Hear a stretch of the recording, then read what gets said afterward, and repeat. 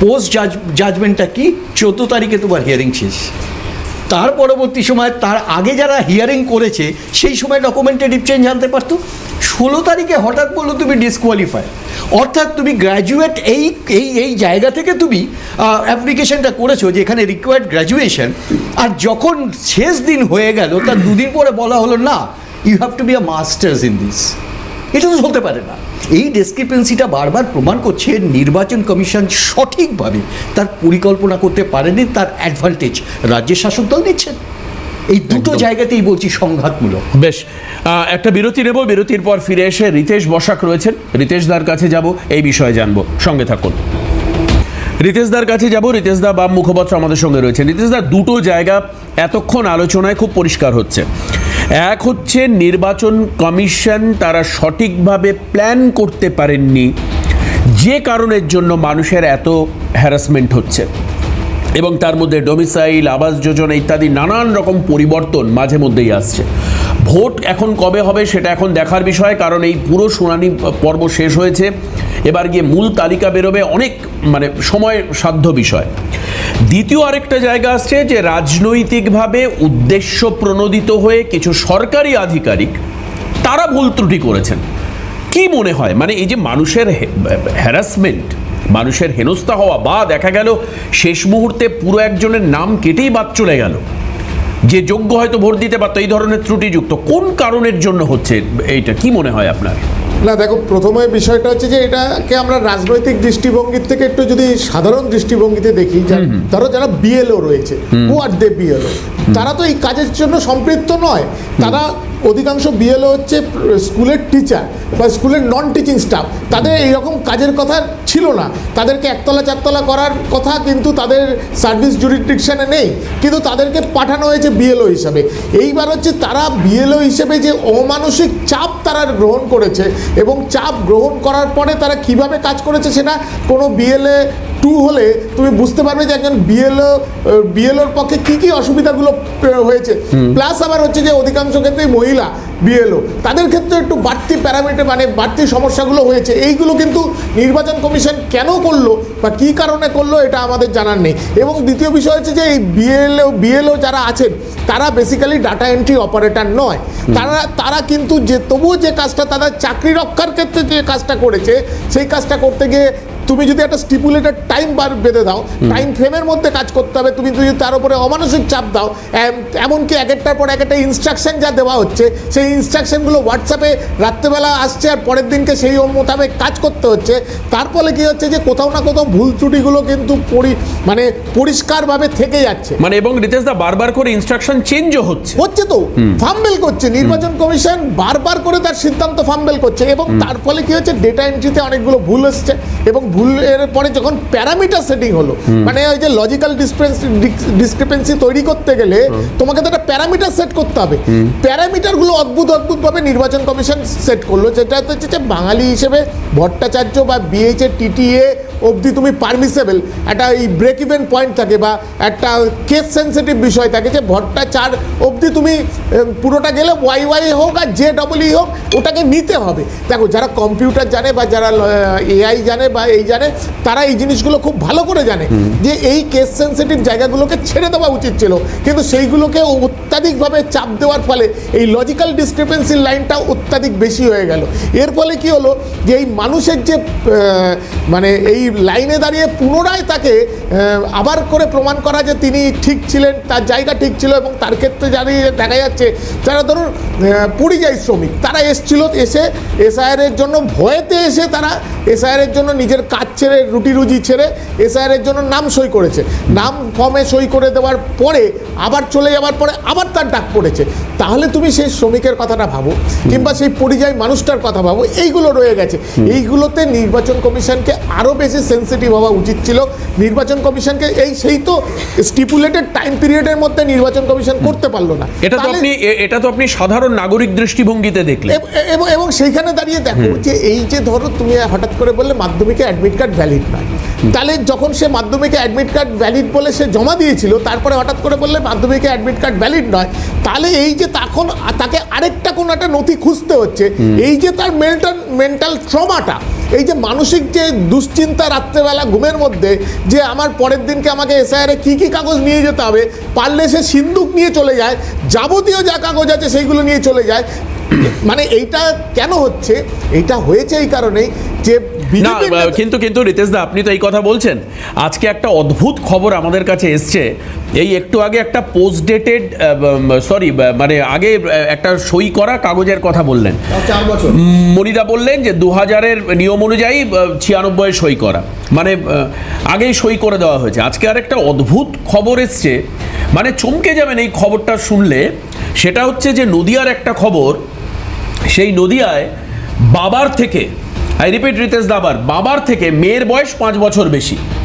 আচ্ছা, এবার আপনি বলতে পারেন যে দেবাশিস এরকম তো ভুল প্রচুর হয়, চন্দনদা বলতে পারে, মণিদা বলতে পারে, পার্থদা বলতে পারে, এরকম ভুল তো হয় যে বাবার থেকে মেয়ের বয়স বেশি। আচ্ছা, ওই ক্ষেত্রে দায়িত্ব এবং কর্তব্যে অবিচল বিএলও, তিনি বাড়িতে গেছিলেন, আর বিএলওর ছবি দেখবেন কি অবস্থা, একবার দেখাই স্ক্রিনে বিএলওর ছবিটা দেখুন একবার স্ক্রিনে। এই হচ্ছে বিএলও, বেধড়ক মার দেওয়া হয়েছে বিএলওকে ধরে। কেন? জানতে এসছে যে বাবার থেকে মেয়ের বয়স 5 বছর বেশি। বাবার থেকে মেয়ের বয়স 5 বছর বেশি কেন বিএলও জানতে এসছে, তার জন্য এই বিএলওকে বেধড়ক মারধর দিয়ে হাসপাতালে ভর্তি করে দেওয়া হয়েছে। তার মানে দেখুন, বিষয়টা ইন্টেনশনালি ছিল, উদ্দেশ্য প্রণোদিতভাবে করা হয়েছে, এবং এমন ভুল হয়ে গেছে যেটা সামনে এসছে। শুনানিতে ডাকা হয়েছে, কেন শুনানির জন্য ডাকা হবে, এবং তার জন্য তাকে বেধড়ক মারা হলো।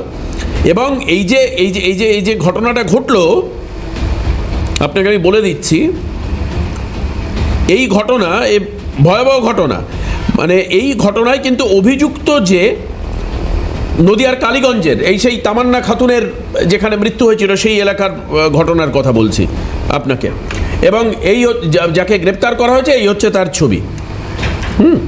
এই হচ্ছে তার ছবি। না, এইটা তুমি যেটা বলছো সেটা হচ্ছে যে লিস্টে ভুল এসছে, আর তার সাথে যে সাপোর্টিং ডকুমেন্টস যে ওই ফর্মের সাথে দিয়েছিল, সেই ফর্মের সাথে দেওয়ার ক্ষেত্রে সেইখানে দাঁড়িয়ে কি হয়েছে দেখো, একটা স্পেসিফিক। না, আমি সেটা বলছি না, আমি বলছি বিএলও জানতে গেছেন কি ঠিক কি ভুল, তাকে বেধড়ক মার দিয়ে হাসপাতালে ভর্তি করে দেওয়া হয়েছে। বিএলওদের সুরক্ষাটা কে দেবে? বিএলওদের সুরক্ষার ক্ষেত্রে কতগুলো জিনিস হচ্ছে যে, এর নাম হচ্ছে নওয়াজ আলী শেখ, যে মেরেছে নওয়াজ আলী শেখ। দেখো, বিএলওদের সুরক্ষা দেওয়ার ক্ষেত্রে আমরা প্রথম থেকে বলেছি, এর আগেও স্টুডিওতে বলেছি, বিএলওদের সুরক্ষাটা কে দেবে? সুরক্ষাটা ইলেকশন কমিশনকে দিতে হবে। ইলেকশন কমিশন কাকে দিয়ে দেওয়া হবে? দ্যাট ইজ ইলেকশন কমিশনের জুরিসডিকশন। সেটা আমি রাজনৈতিকভাবে বলতে পারি না। আর দ্বিতীয় বিষয় হচ্ছে যে, এই যে তুমি যেটা বললে যে এই যে সবচেয়ে বড় এই তথ্য যাচাইয়ের ক্ষেত্রে সবচেয়ে বড় সমস্যায় পড়েছিলেন সিনিয়র সিটিজেনরা, অর্থাৎ যারা প্রবীণ নাগরিক। এই কারণে বলছি যে ওই মানে এসআইআর শুরুর আগে সবাই বলেছে যদি নাম না থাকে তাহলে তাকে ডিপোর্ট করে দেওয়া হবে, বাংলাদেশে পাঠিয়ে দেওয়া হবে। এই কথা তো আমরা শুনেছি রাজনৈতিক নেতাদের মুখ থেকে। তাহলে কিন্তু এই পিপলস রিপ্রেজেন্টেশন অ্যাক্টে কোথাও ডিপোর্টের কথা কোথাও লেখা নেই, আইনে কোথাও নেই। তবুও কিন্তু রাজনৈতিক নেতারা বলেছে যে তোমাকে বাংলাদেশে পাঠিয়ে দেওয়া হবে, এইখানে পাঠিয়ে দেওয়া হবে। এর ফলে মানুষ যে আতঙ্কিত, এই আতঙ্কিত হওয়াতে কিন্তু লিস্টের নাম, মানে লিস্টের লাইন কিন্তু প্রতিনিয়ত বেড়েছে। এবং এর ফলে কি হয়েছে যে সাধারণ নাগরিক হয়রান হয়ে গেছে। সাধারণ নাগরিক মনে করছে তার নাম যদি ভোটার লিস্টে না থাকে তাহলে তার বোধহয় হয়তো নাগরিকত্বের ক্ষেত্রে কোনো একটা সমস্যা হয়ে যাবে। এই ভয়েতে, আই রিপিট দ্যাট, ভয়েতেই কিন্তু অধিকাংশ মানুষ এই লাইনে দাঁড়িয়েছে। তুমি একটা সাধারণ জিনিস বলো তো, তোমার যদি ভোটার লিস্টের নাম না থাকে তোমাকে কালকে বাড়ির থেকে বার করে দেবে? Is it possible? সেই এই জিনিসটা মানুষের ক্ষেত্রে এক্সট্রা রিপারকাশন। না, আপনি অনেক কথা বললেন রিতেশদা, একটা জায়গায় হয়তো মিস করে গেছেন। এই যে মানুষের আতঙ্কের কারণ হিসাবে আপনি বললেন, মানুষের আতঙ্কের কারণ হিসাবে এটা বলুন, আপনি যখন বলছেন যে একটা মানুষকে তো কোথাও বলা হয়নি যে আপনার ভোটার তালিকায় নাম না থাকলে আপনাকে বাড়ি থেকে বার করে দেওয়া হবে, কিন্তু আপনার নিশ্চিতভাবে মনে থাকবে এরকমটা তো বলা হয়েছিল যে এই এসআইআর হচ্ছে এনআরসির প্রথম ধাপ। আপনার যদি নাম না থাকে, আপনি যেমন ডিপোর্টের কথাটা মনে করে বললেন, এটাও তো বাস্তব বলা হয়েছিল যে এরপরে এনআরসি হবে, আপনাকে দেশ থেকে তাড়িয়ে দেওয়া হবে। এটাও তো কেউ না কেউ বলেছিল। না, কেউ না কেউ বলার না। এনআরসির আমরা যেখানে বলেছি এনআরসি আমরা করতে দেবো না, এনআরসির মধ্যে যে দেখো সরকার একটা সিদ্ধান্ত নিয়েছে, সেই সিদ্ধান্তের ক্ষেত্রে যেহেতু মানে কি করতে দেবো না এটার বলে লাভ নেই, কারণ এসআইআর করতে দেবো না এরকম বক্তব্য আমি শুনেছি। আমরা বারবার বলেছি SIR is a ongoing process. তুমি যে কোনো আমাদের যে কোনো রাজনৈতিক দলের মানুষকে দেখো, বলেছি এসআইআর অনগোয়িং প্রসেস। এসআইআর বাম আমলেও হয়েছে, লাস্ট তো বাম আমলে হয়েছে, কোনো কোনোদিন এসআইআর নিয়ে কোনোদিন আওয়াজ শুনতে পেরেছো?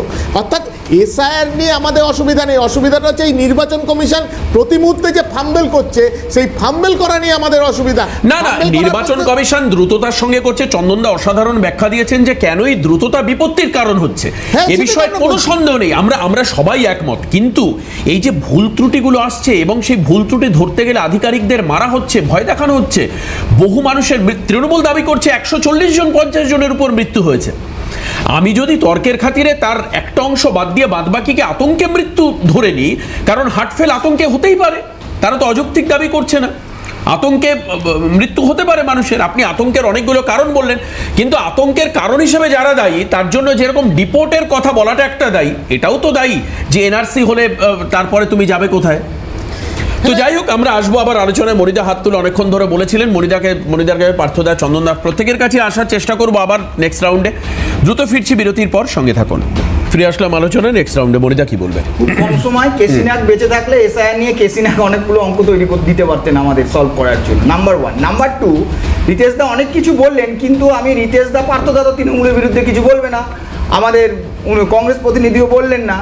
তৃণমূল কংগ্রেস যদি প্রথম থেকে ঠিকঠাক অফিসার দিত, এই যে লাস্ট মুহূর্তে 8,505 জনকে দিল, এটা যদি আগে দিয়ে দিত, প্রবলেমটা কোথায় হয়েছে রিতেশদা, যাদের মাইক্রো অবজারভার করে পাঠানো হয়েছে, যার কোনো দরকার ছিল না, যে অফিসারগুলো বাংলা বোঝে, বাংলার সংস্কৃতি বোঝে, বাংলার কালচার বোঝে, তাদেরকে যদি দিত, এই ভট্টাচার্য, গাঙ্গুলি, গঙ্গোপাধ্যায়, ব্যানার্জি, বন্দ্যোপাধ্যায়, চ্যাটার্জি, চট্টোপাধ্যায়, প্রবলেমটা হতো না। আপনারা যে ইস্যুটা করে দিচ্ছেন, পার্থদারা যেটা করছে, আজকে মালদায় হরিশ্চন্দ্রপুর ব্লকে বিডিও অফিসের সামনে আবাস যোজনায় ঘরের লিস্ট নাম থাকার পরেও নাম কেটে যাওয়ার পর একজন মহিলা বিষ খেয়েছে, বিডিও তাকে নিয়ে হসপিটালে দৌড়েছে, এখনো জানা যায়নি। তার মানে কি আবাস যোজনা দেওয়া বন্ধ করে দেবে? ভুল হয়েছে, ঠিক করতে হবে। পার্থদা কি বলবেন? আসলে একদম সাধারণ মানুষের, প্রান্তিক মানুষের সমস্যাগুলো কেউ অ্যাড্রেস করবার চেষ্টা করছে না। আমরা গ্রামে যারা বাস করি, আমরা দেখেছি একটা সময় অবস্থা সম্পন্ন মানুষেরা সাধারণ ভূমিহীন মানুষদেরকে নিজেরা জমি দিয়ে বাড়ি করবার জায়গা দিয়েছে, বা তাদের জমিতে আদিয়ার হিসাবে তারা কাজ করে দিন গুজরান করে। সেই মানুষগুলোর কাছে এমন মানুষ আছে, তার কাছে ডকুমেন্টস বলতে Aadhaar card, voter card, ration card রেখে অন্য কোনো কাগজ নেই।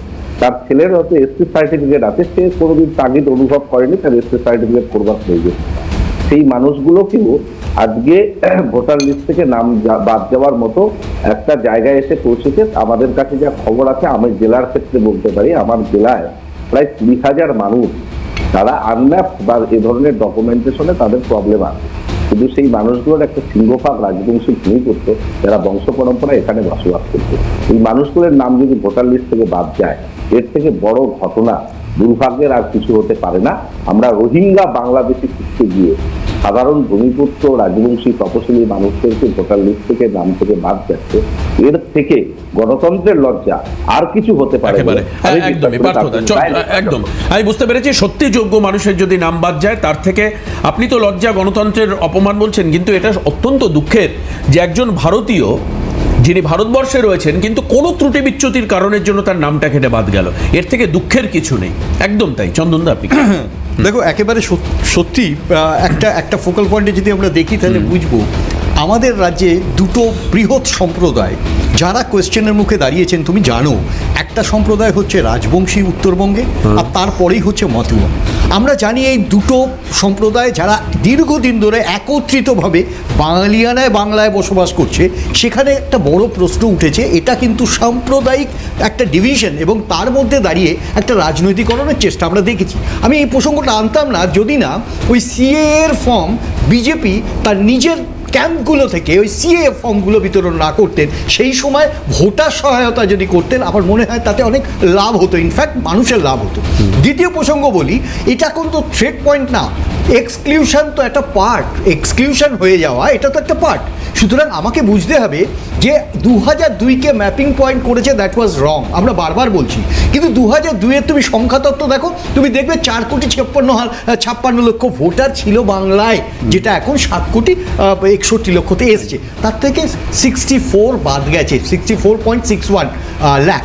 এখন আমার প্রশ্নটা হচ্ছে, তখন বাদের সংখ্যাটা কেউ মনে রেখেছে কি? সেই সময় বাদ গেছিল 29 লক্ষর কাছে মানুষ, অর্থাৎ প্যারিটিটা অলমোস্ট তাই আছে, ভোটার সাইজটা বেড়েছে। আমার প্রশ্নটা হচ্ছে, এই নির্বাচনকে অগ্নিগর্ভ করে তোলবার জন্য এসআইআর একটা ফল্টি এবং তাকে ঘিরে রাজনৈতিকরণ, বিশেষত দুটো দলের রাজনৈতিকরণ বিজেপি এবং আরো বেশি তৃণমূল, বিপদ। সেটা আরো গুরুতর হয়ে দাঁড়াচ্ছে। রিতেশ দা, না, তুমি একটা সবচেয়ে মারাত্মক বিষয় যেটা হবে এই মুহূর্তে, যে একটা ফাইনাল লিস্ট বের করার পরে তুমি যদি সঙ্গে সঙ্গে ইলেকশনটা ডিক্লেয়ার করে দাও, তাহলে কি হবে, তোমার নামটা যখন বাদ গেল তারপরে তুমি আর ক্লেম করতে পারবে না। তোমাকে যদি নির্বাচন কমিশন স্পেস না দেয়, যে অন্তত 15 দিন সময়ের পরে যদি নির্বাচনটা ঘোষণা করে, তাহলে এই 15 দিনের মধ্যে যদি তোমার নাম বাদ যায়, তুমি আবার পুনরায় তোমার 6 নম্বর ফর্ম ফিল আপ করে বলতে পারো যে আমার এই ডকুমেন্টস আছে, আপনি আমার নাম্বারটা দিন। তাহলে আলটিমেটলি নাগরিকদের কি হচ্ছে, আলটিমেটলি নাগরিকদের নামটা পুরোটাই নির্বাচন কমিশনের ইচ্ছা এবং অনিচ্ছার ওপরে রয়েছে, যে যেই মুহূর্তে ফাইনাল লিস্ট হয়ে গেল তারপরে ভোট ঘোষণা করে দিলে, তারপরে তোমার আর কোনো রকম যাচাই করার বা ফার্দার বলার কোনো জায়গা থাকবে না। মানে ইনক্লুশনের জায়গাটা থাকলো না, ইনক্লুশনের জায়গাটা থাকলো না।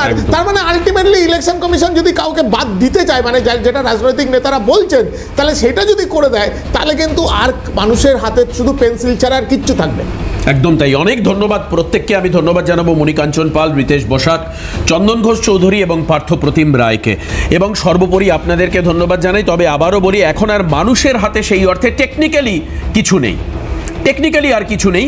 তার কারণ হচ্ছে মানুষ আর তার ইনক্লুশনের জায়গাটা নেই। কিন্তু কি হবে সময় বলবে। মূল তালিকার দিকে আমাদেরও নজর থাকবে। সবাই ভালো থাকবেন, সুস্থ থাকবেন। পরবর্তী খবরে নজর রাখবেন। নমস্কার।